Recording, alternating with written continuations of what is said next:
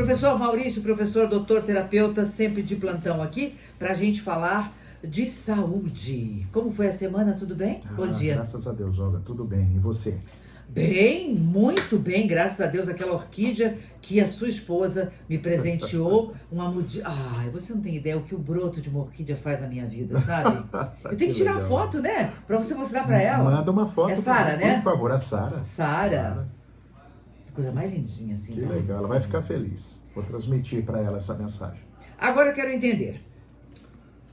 Dores no corpo e fragilidade emocional. Uma coisa está relacionada à outra? Tá assim, Olga, a conexão da mente e do corpo, ela é fundamental, né? A gente se perdeu um pouco disso, nós nos tornamos seres muito bem mentais durante a vida e agora a gente está trabalhando para reconectar isso. E dentro da barriga da mãe, Olga, quando a gente está naquela fase chamada de vida fetal, o sistema límbico emocional, ele fica agregado a uma memória emocional arcaica e evolutiva. Então, quando a gente está se desenvolvendo, cada partezinha do nosso corpo fica associada a uma emoção específica, tá? Então você tem a emoção da raiva, você tem a emoção da tristeza, você tem a emoção da impotência, da autodesvalorização, e isso faz com que, sim, eu possa ter um momento da minha vida, quando eu não estou bem emocionalmente, eu posso ter descargas no meu corpo. Chamamos esse processo de somatização. Estou ouvindo. E dentro da somatização, uma das somatizações que podemos ter é, sem dúvida nenhuma, as dores musculares. As dores no corpo, as dores articulares, isso pode sim ser processos de somatização, tá? Ou seja, olha a importância da nossa fase de vida fetal, tá? Para o desenvolvimento, é uma coisa que acontece com todos, só que quando a gente se torna adulto, Olga, a gente não sabe disso e não se lembra. Então a gente acha que tudo tem uma explicação. Então eu tenho uma rinite, é só o pó. Eu tenho uma dor de estômago, é só a batata frita. A gente se perdeu um pouco nisso, a gente parou de entender o quanto o aspecto do sistema límbico influencia na gente. Caramba, isso é muito sério. Muito. É muito sério, porque aí eu fico assim. Aquela mãe, eu já ouvi isso, você já ouviu, você, meu ouvinte, já deve ter ouvido. A pessoa engravidou. E ela sai de lá com um exame positivo e falou, que droga! Não poderia ter engravidado agora. Não queria esse filho agora. Ou não quero esse filho agora. Atrapalhou a minha vida. O meu projeto profissional, enfim, uma série de questões negativas. Peraí, o que vai dar isso?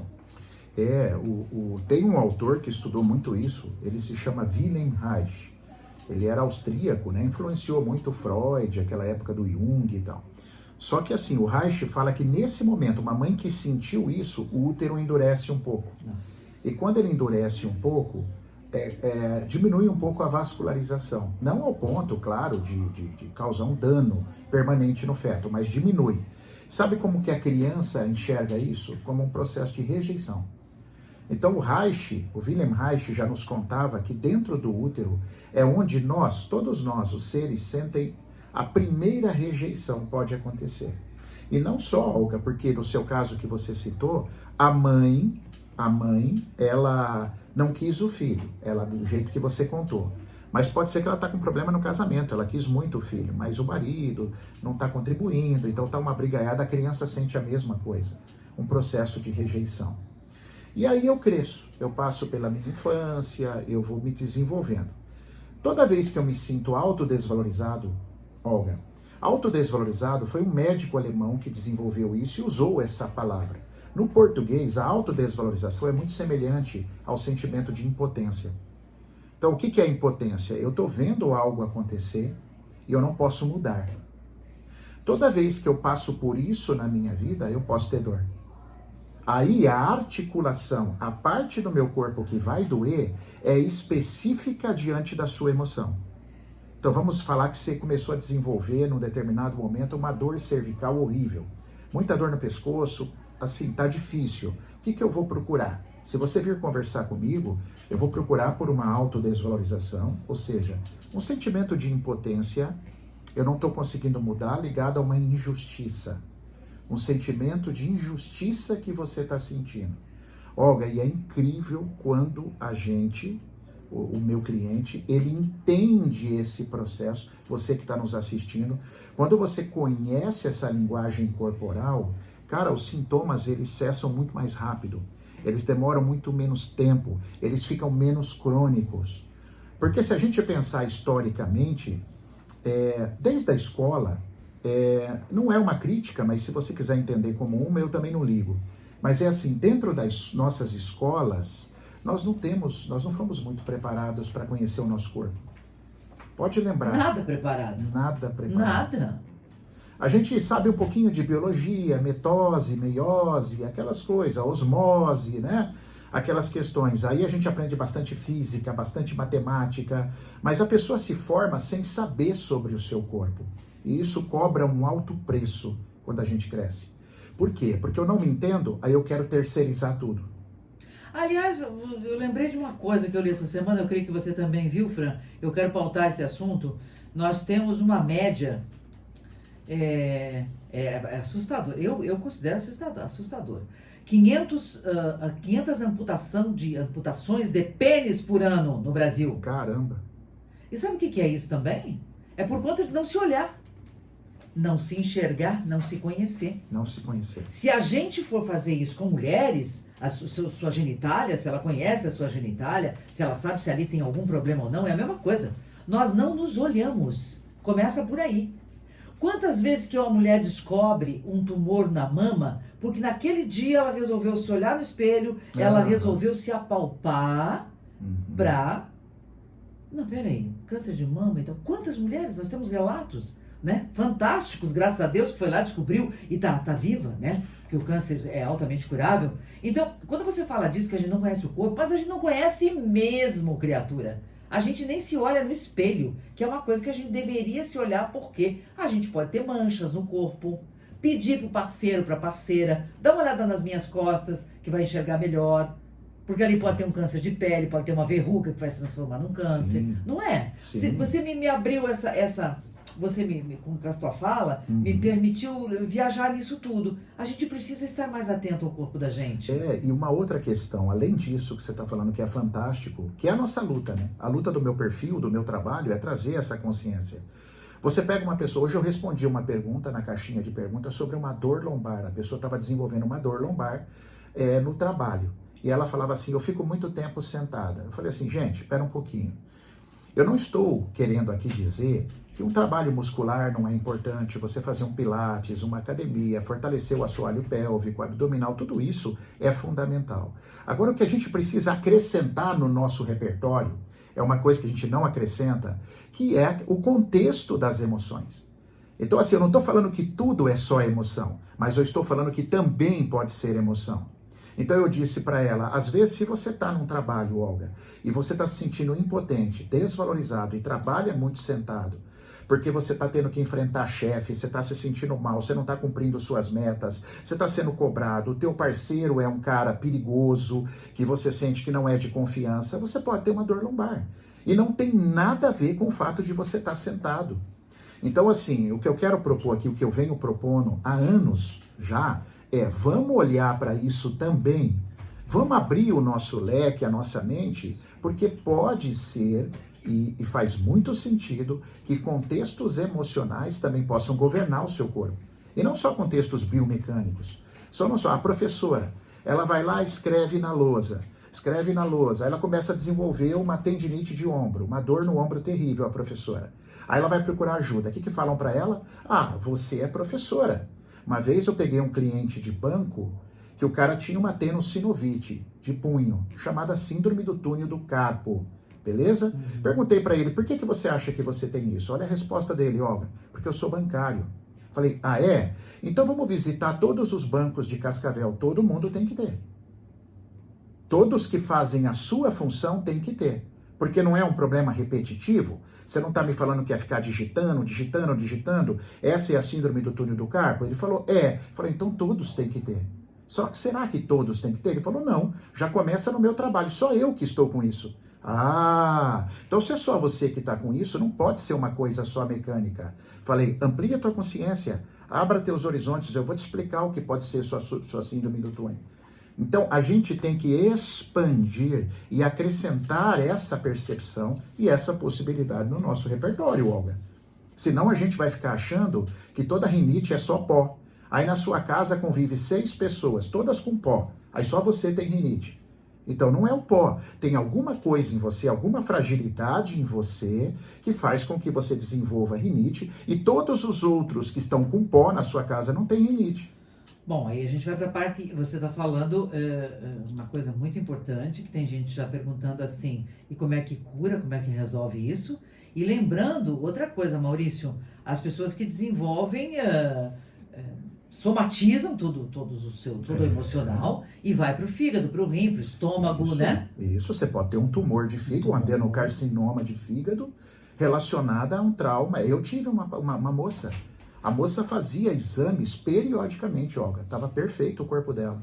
Um belo dia ela fez em dezembro, estava tudo bem. Ela fez em julho, ela estava com adenocarcinoma de fígado. Uma moça, ela não tinha 30 anos. Eu perguntei, o que aconteceu nesses 6 meses? Ela falou, perdi minha mãe. Minha mãe morreu num acidente de carro. Muito pertinente ao fígado, porque o fígado é o sentimento da falta. Quando falta de comida, falta de afeto, falta de justiça. Isso acomete muito o fígado, a emoção, né? Claro que se você beber álcool, também vai acometer teu fígado. Se você comer mal, vai acometer teu fígado. Se você tomar remédio uma vida inteira, você vai destruir teu fígado. Mas, a nível emocional, fígado é falta. Olha o que aconteceu com essa moça. Nesse exatamente período, foi em abril, final de abril daquele semestre, ela perde a mãe. Quando chega no meio do ano, ela é diagnosticada. Só que olha que interessante, quem não conhece essa área não vai saber explicar para ela por que foi. Ah, é um câncer, apareceu. Você sabe. E ela se curou? Ela se resolveu. Que bom, que bom. Se resolveu. Você me fez lembrar do seguinte, eu estava até falando na entrevista anterior, né, que eu operei o meu olho. Eu operei o meu olho direito, agora tem que operar o esquerdo, né? Tirar a catarata, implantar a lente e tal. E lá atrás, lá em 86, quando meu pai faleceu, eu tive uma conjuntivite, mas violenta. Eu já fazia televisão, rádio, tudo, né? Foi um problema sério. Fui no médico lá no Pedro Paulo, no mesmo médico que me operou hoje. Ele falou, Olga, você teve algum trauma, alguma emoção forte? Olha só a pergunta dele. Olha só. Eu falei assim, opa, perdi meu pai há 2 dias. Perdeu de vista. Olha a conjuntivite. Olha a conjuntivite. Perdeu de vista. Perdi de vista. Quer dizer, eu perdi meu pai e veio, mas gente, pensa numa conjuntivite tenebrosa. Eu não conseguia nada, sabe? Era um tampão, porque Deus me livre a claridade, e foi o emocional. Então, não tinha nada que pudesse me trazer aquela conjuntivite, a não ser o meu emocional. Eu presto muita atenção nessa coisa do emocional. Tem que ter muito cuidado, né? Muito cuidado. E, acima de tudo, conhecer o corpo, né, Olga? Que é o que a gente fala, né? O que acontece com um ser quando só engole a vida inteira, diz que não consegue chorar, que tem dificuldade de chorar, engole todas as malcriações de filho, de marido, de esposa, ou da vizinha, ou da comadre, do cunhado, aquela pessoa que é o Cristo da família. O que acontece com um ser desses, hein? Olha, que vai engolindo tudo isso. Garganta, pode ser uma pessoa com muitos problemas crônicos de garganta, esôfago, refluxos, estômagos, azias, porque é raiva, intestino com a conotação de raiva e mágoa, perfeito? Até tumores, pólipos intestinais, esse tipo de pessoa, porque ela não extravasa. Na verdade, olha que interessante, a somatização, Olga, é uma bênção. Olha que interessante, se o nosso corpo não tivesse condição de assimilar aquilo que eu passo emocionalmente, a gente morreria muito cedo. Então, somatizar é um processo benéfico ao corpo. Então, aquela febre que você tem, essa conjuntivite que você teve, cara, isso é polêmico pra caramba, mas é uma bênção. Que bom que você teve sua conjuntivite. A diferença é, quem não sabe nada disso, às vezes vai ficar com isso crônico, vai achar que é doença, vai ficar entrando em remédio toda hora, porque a gente acredita que os remédios sejam necessários, mas tem os momentos. Eu também não vou tomar remédio toda hora, porque não é doce, não é arroz, não é feijão, remédio. Toma quando precisa. Quando precisa. Lógico. Ele tem um efeito colateral. Lógico. Então a gente precisa tomar cuidado. Então conhecer o corpo faria com que você entendesse e sofresse menos. Cara, quantos alunos nós tivemos, Olga? E assim, as mães falam que ficavam desesperadas quando o filho tinha febre. E aí, depois que entende a profundidade de todo o estudo, né? E aí entende o que é a febre, a pessoa se acalma, percebe que pode abaixar uma febre de uma forma muito mais natural, sem ficar apelando, Como sabe? é que é a compressa? Tem A compressa fria na cabeça e quente no pé, acho que é assim, né? Tem compressa. Eu lembro que eu já fiz em filho meu quando era lá criança. O próprio banhinho. É o banho. Eu entrava, você entra com o chuveiro quentinho, aí você vai esfriando sem a criança perceber, ela vai se acostumando, você pode pôr uma caixa organizadora, deixa ela brincar numa água quentinha, a água vai esfriando, você pode tirar a sua roupa e encostar a pele da criança com a sua, o corpo se regula, tem um monte de técnica, precisa estar em presença, né? A mãe e o pai precisa querer, né? Precisa ter tempo para enxergar este filho, enxergar. né? Isso é verdade. Cara. Porque ainda ontem uma pessoa me falou assim que, enfim, que o filho realmente estava dando muito trabalho e tal, e tinha que tomar uma providência. E a pergunta é, quanto tempo você dispõe para ficar com ele, né? Ou ele está na escola ou ele está com quem?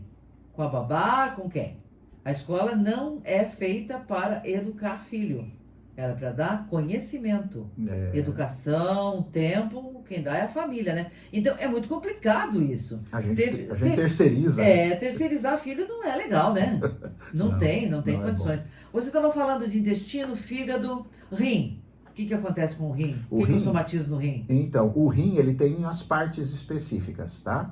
Você tem, por exemplo, os canais coletores, você tem os glomérulos renais, você tem a pelve renal, mas assim, de um sentido amplo, o rim tem muito a ver com abandono, solidão, más notícias, maus tratos. Sabe aquela sensação? Eu gosto de usar uma frase que o Dr. Hammer, esse médico, usava. O meu mundo desabou. Toda notícia que você recebe que tem essa conotação do meu mundo desabou, você pode ter um bloqueio renal. E aí fazer uma retenção hídrica. E quando você faz retenção hídrica, sabe aquela meia que você aí veste, quando você tira, tá tudo marcado, aquela calça de lycra que tá toda marcada na sua perna, isso você tá com retenção. Quem tá com retenção hídrica demora mais para se curar. Demora muito mais para se curar. Às vezes os problemas ficam muito crônicos. Aquelas doenças autoimunes, sabe, reumáticas, autoimunes, via de regra você tem problema renal associado. E a pessoa não sabe. Então você tem um abandono mal curado lá na infância, você tem um maus tratos lá na infância mal curado. Então todo esse processo a gente tem que olhar, tem que se conhecer por um processo de autocura. A garganta que você falou que é? A garganta tem muito a ver com eu não me expressar. Não falar. Eu não posso, eu engulo. Eu engulo tudo. Eu escuto e não solto. Tá, e ouvido? Falou isso. Escutar e ouvido. O que é dor de ouvido? O dor de ouvido é aquela notícia ruim que eu recebi. Eu escutei algo, na verdade o ouvido direito é aquilo que eu ouvi de ruim. O esquerdo eu já ouvi, mas eu não consigo tirar aquilo da minha cabeça. Nossa, já pensou que loucura que é essa garganta e esse ouvido? Pois é. Entre o ouvir e não querer ter ouvido aquilo, vontade de falar e não expressar. Muito comuns em crianças. Criança, Onde o ouvido e a garganta têm uma comunicação isso. Através da trompa de Eustáquio, né? Então, as crianças têm muito probleminha de ouvir, às vezes, gritos, situações de ficar sozinhas, e aí garganta, às vezes ela chora e não é ouvida, sabe esse tipo de situação? É muito lindo isso, Olga. É um trabalho assim, eu sou suspeito, né? Mas é um trabalho muito lindo quando a gente entende o corpo na plenitude, sabe? E não é desmerecer ninguém, não é tirar o lugar de ninguém. Todo mundo tem o seu lugar, mas é um complemento lindíssimo para a sua vida. Seria muito bacana, não sei quanto tempo eu tenho aí, o Fran me avisa, seria muito bacana as escolas, né? Já pensou? Os professores terem esse conhecimento mais profundo sobre esse assunto, né? Que com certeza muitos têm, né? Mas se aprofundar mais nisso, né?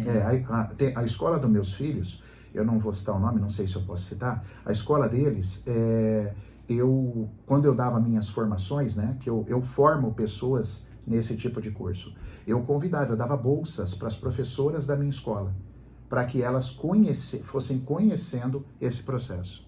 Conhecer o processo. Ou então vai lá e faz terapia, né, Fran? Vai lá com o professor Maurício. Também é uma opção, sem dúvida. Você faz via vídeo? Faço. Faz via vídeo? A gente trabalha com terapias online e também presencial. Depois, a pandemia, bom, tudo a gente aprende, né? Sim. E a pandemia nos ensinou isso, né?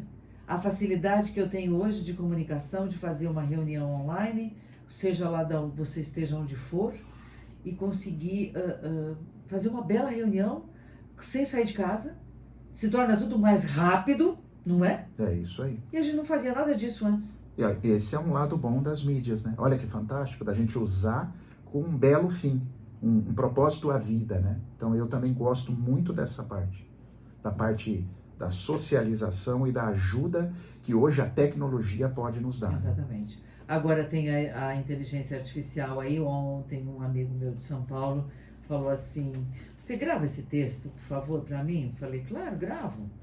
Ele vai me mandar o texto hoje. Eu falei, o que aconteceu? Ele falou, eu vou te mandar o texto que a inteligência artificial gravou para mim. Eu não gostei, ele falou. É um texto belíssimo, mas sabe aquela voz robotizada? Não, porque daqui a pouco tem, né, um robô fazendo o programa, né, meu amor?